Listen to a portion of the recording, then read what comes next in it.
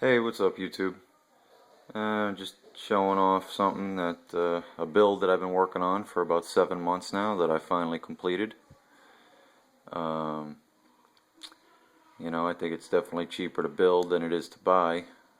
Um, well, let's get started. I'll start at the back and work my way forward. This is Magpul's new stock. They're STR, storage type restricted, carbine stock.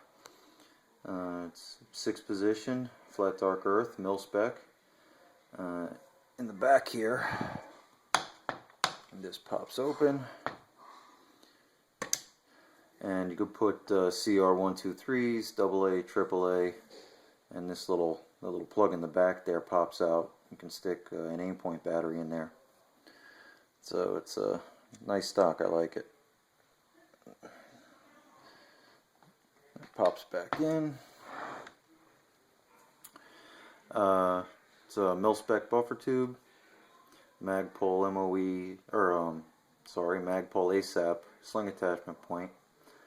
Now, a trick that I recently came by was I took some REM dry lube and sprayed the inside of the buffer tube and also coated the buffer spring, and it made the action incredibly quiet. I was actually surprised on how quiet it is now.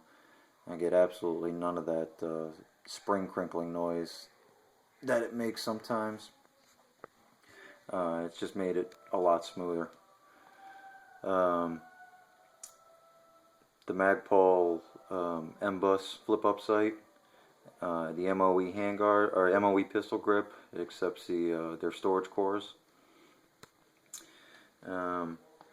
It's a Rock River lower.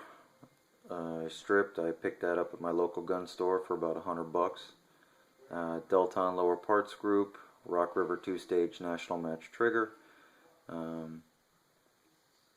Magpul bad lever. The upper is a BCM. I picked it up at Bravo Company with just the upper receiver and the barrel with a delta ring setup. If you're not familiar with Bravo Company, I definitely recommend checking it out. It's a great budget-minded, if you're budget-minded and you want to build, I picked this upper up for about $3.99. It's a 16-inch carbine gas system. It's a BCM bolt carrier assembly.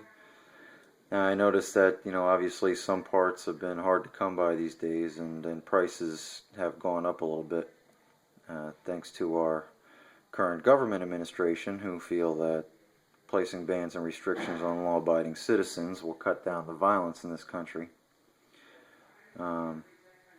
Because the assholes and weirdos in this world always get their guns legally. Anyway, moving on. This is the only part that I stepped outside my budget on. It's an aimpoint Comp M2. I finally got permission to purchase an aimpoint, so there that is. I put it on an American Defense quick detach high mount. It allows for a lower 1/3 co-witness. I really like American Defense stuff. I think it's, sorry all you LaRue junkies, but I think it's pretty much on par with LaRue. It's great quality stuff. And then moving forward, it's the Magpul MOE handguard, Magpul vertical grip, the Magpul sling attachment. Now, I know there's going to be some people that say, what the hell are you putting it all back here for? Yeah, that's what works for me, and that's where I like it.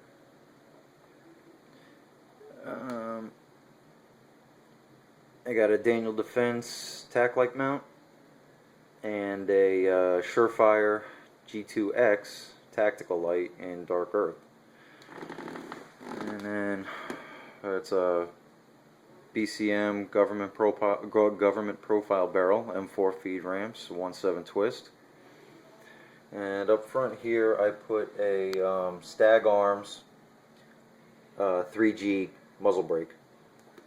I really like this muzzle brake. I've heard mixed reviews about it. I think the most common complaint I've heard was you get actually muzzle dip. The compensator is so effective, but I have not experienced that. I think it's a great compensator. It really keeps the barrel down. The only complaint I have is, I mean, your barrel will just be, when you're done shooting, if you run dirty or cheap ammo, the entire barrel will be just coated with carbon and powder. I mean, it just gets everything dirty. But I mean, it's a very effective muzzle brake. So that's about it. 7 months in the making. You know, I know some parts are hard to come by these days. You got to do a little bit of research and searching to find what you need at the right price, but they're out there. I definitely recommend building soon, because who knows what's going to happen in the future with the current administration. So that's it. Thing runs awesome. It's smooth, it's reliable, and it just runs great. Alright, later.